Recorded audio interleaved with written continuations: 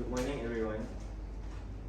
My name is Akmal bin Mohd Jasni, and today I want to talk about something that's in all our wardrobe, something we all interact every day, which is clothes. Let me start by asking you guys first. Have you ever opened your wardrobe, then you see it's completely full of clothes, but you still thought that you have nothing to wear? Yes. Yeah. Yes. Now is another one. When you scroll through TikTok or Instagram and see influencers doing clothing hauls, showing off bag, new clothes, do you ever feel like your clothes suddenly look boring or you need a new one? So that's the power of fast fashion. It makes us feel like what we already have isn't good enough. Imagine someone opening a big parcel and pulling out 30 or 40 new outfits just for 1 minute video. That's what's happening every single day all over social media. And the scary part is the feeling of wanting more is not an accident. There's a whole system designed to make us buy more, wear less, and throw more. Today, I will show you how this cycle works, why it's damaging not just our wallets, but our planet, and finally, what we can do to change it. So, my topic today is fast fashion and textile waste.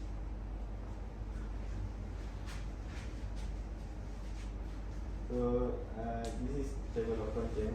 First, we will cover the definition of fast fashion, then scale of the problem, next why it matters, and then root causes, and we'll dive into severe environmental and human impact, and finally we'll discuss practical solutions we can adopt. So, what exactly is fast fashion? It's simply the mass production of clothes, of cheap and trendy clothes at high speed. The business model focuses on low cost, not quality. The biggest sign of a fast fashion brand is that they release new collection every 1 to 2 weeks. They are constantly pushing new styles, making you feel like your current clothes are already outdated.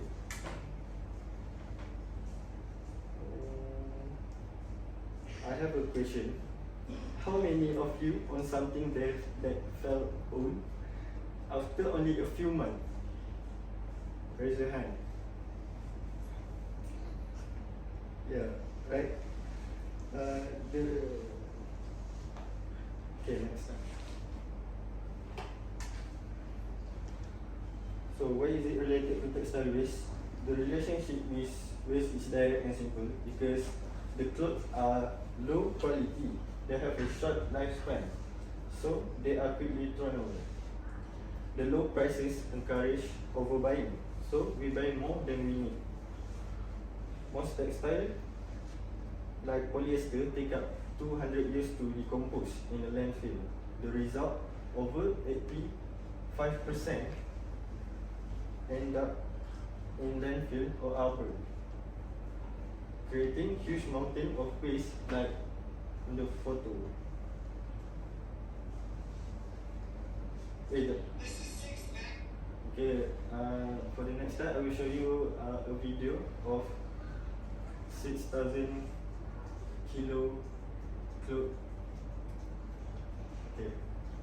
This is 6,000 kilos of clothes. How long do you think it takes to throw out this many clothes in Australia? Over 5 years? Lower. 1 year? No. You guys, is it fashionable? 2 weeks? 2 weeks? No. Guess how long it takes to throw out this many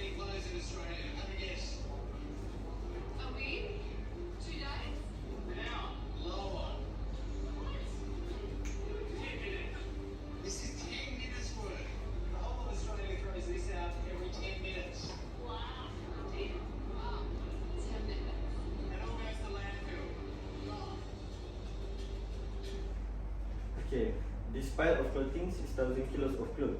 In the video, they ask people how long they think it takes for a country to throw away this much clothing. The guy speaks this even hours. The answer is just 10 minutes. That pile is the amount of clothing a whole country discard in just 10 minutes.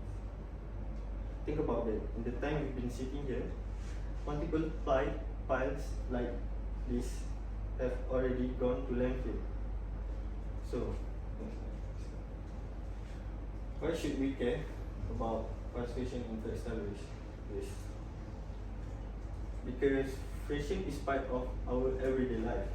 We all wear clothes, but most people don't realize the real cost behind cheap clothes.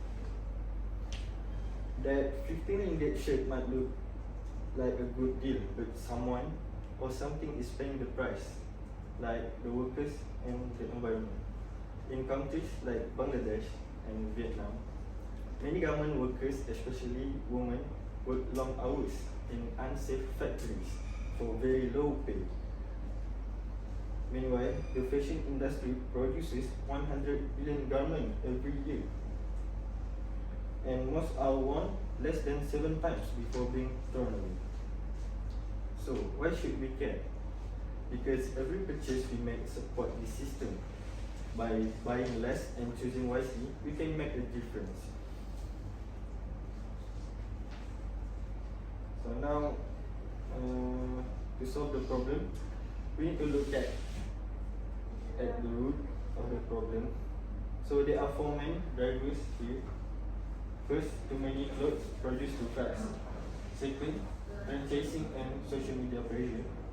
Next, overconsumption is the main driver. And the last one, the use of low quality materials like polyester.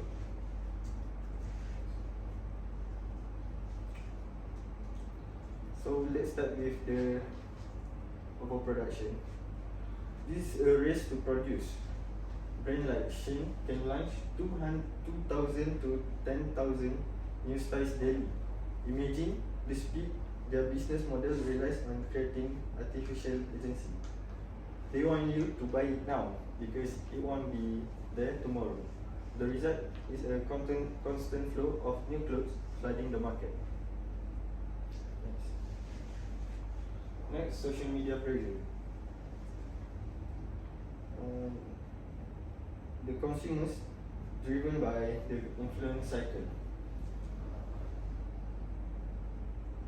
Be honest. How many of you have scrolled through TikTok or Instagram and seen a haul video? So this creates micro trend that lasts weeks instead of seasons. We suffer from FOMO, the fear of missing out. Do you guys know what is FOMO? Yes. Yeah. Basically, FOMO, in simple word, is when you feel left out or afraid that others are having fun without you.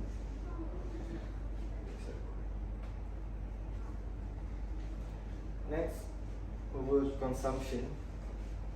We use retail therapy for comfort, and this is linked directly to our brain chemistry. Do you guys know what is dopamine? No. What is it? No. So basically, dopamine is a chemical in our brain that gives us that feeling of pleasure and reward. So when you click add to cart or swipe your card for a new item, your brain will release the dopamine. They use tactics like free shipping and limited time discount to push us to buy more. The reality is shocking. The average person buys 60% more clothing than they did 20 years ago. But ask yourself, are we 60% happier? Probably not. No. Next. The final cost is the low quality materials. Polyester makes up 60% of clothing. Hold a cheap t-shirt versus a quality one. A quality garment lasts 5 to 10 years, but a fast fashion item often last than a year.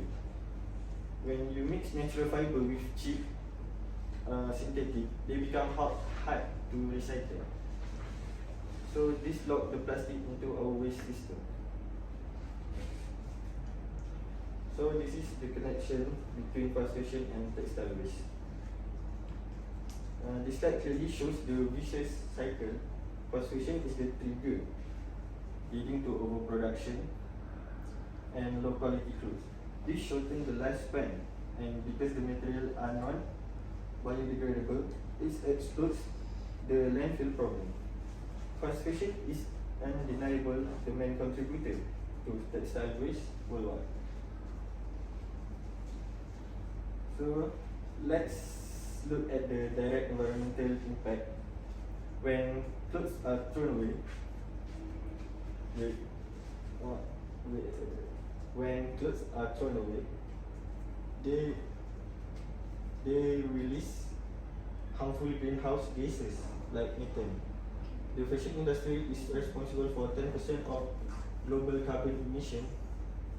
That is more than the emission from all international flight and maritime shipping combined.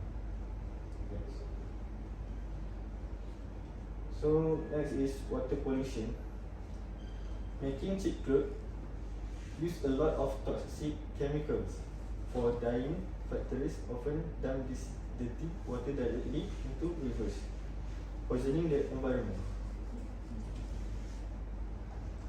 Have you ever heard the Aral Sea or rivers in India turning different colors due to textile dyes? The water footprint is huge. It takes 2,700 liters of water to make just one cotton shirt.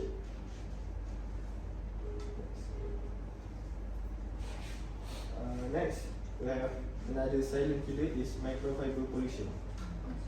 Every time we wash a synthetic shirt, like a cheap polyester t-shirt, they release tiny plastic fibers. These microplastics are too small for water filters and flow straight into our ocean. They then enter the food chain, affecting marine life and eventually us. This is plastic we are literally wearing, washing and eating. Now we must look at the human cost. The drive for cheap clothes involves exploitation in unsafe conditions.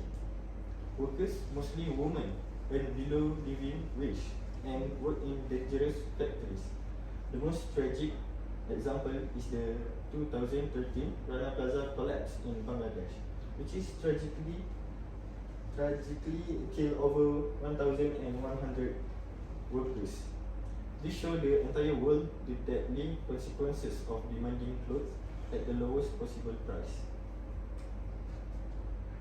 Okay, now I have more video about the human cost.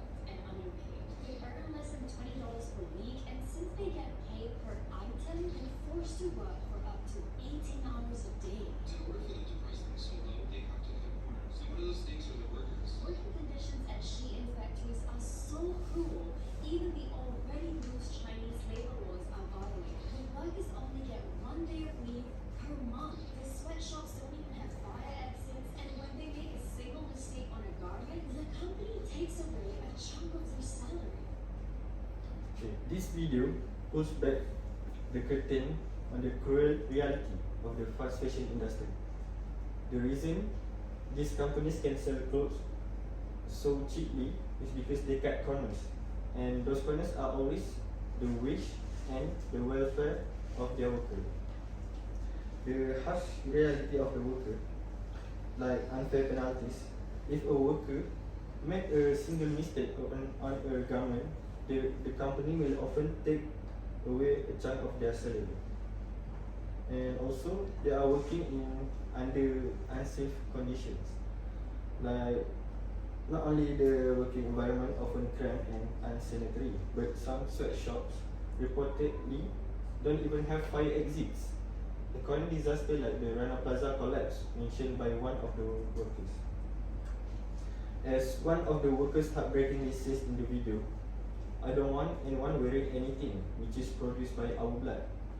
Whether we realize it or not, every time we place an order, we are potentially contributing to this human suffering." Thanks.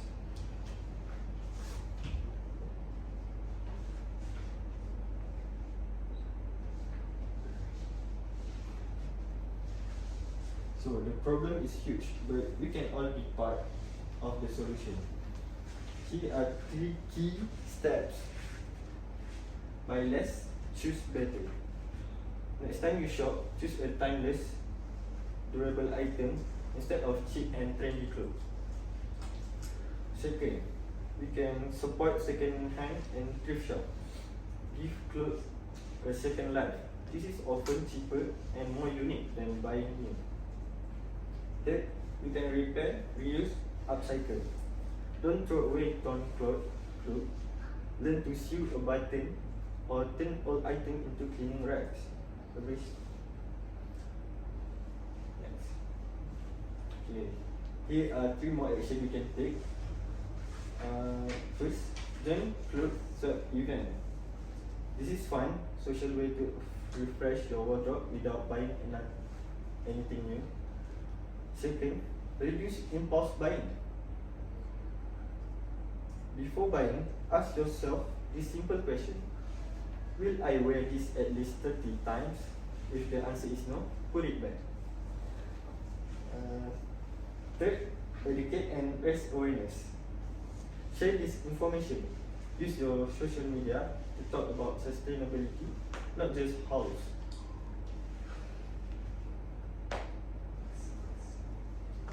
So guys, remember this. In conclusion, fast fashion creates massive waste that choks our landfill and ocean. It harms both the people who make our clothes and the planet we call home. But we have seen today that we hold the power to change this. It's all starts with us. Choose wisely, wear responsibly. By thinking before you buy, you are making an ethical and environmental choice. Thank you for your time. That's all from me. I hope I made you think differently about your next purchase. I am happy to take any question you might have. Question. Me. Okay, so does buying secondhand or from thrift stores actually make a real differences? Can you repeat your question, please? Sure. Does buying secondhand or from thrift stores actually make a real differences? Yes, absolutely. It makes a huge difference in 2 key areas. First, it fights waste directly. Every second-hand item you buy is one less item going to directly into a landfill. You are actively extending the life of clothing that already exists. Next. Me. Yeah. What is the most effective thing an individual can do to make a real difference? The most impactful action is to simply buy less. Before any purchase, ask yourself, will I wear this for 30 times at least? This mindset shift from quantity to quality. directly challenge the fast fashion business model. Okay. Yes. Alright. For example, I am a student on a tight budget. Yeah. I can't afford expensive clothes or high quality clothes. Okay. What am I supposed to do? That's a great and very common question. Being sustainable isn't about buying expensive clothes. It's about being smarter with what you already have. You can first you can shop at second-hand stores like thrift stores because they are offer more affordable and more attractive clothes. Okay.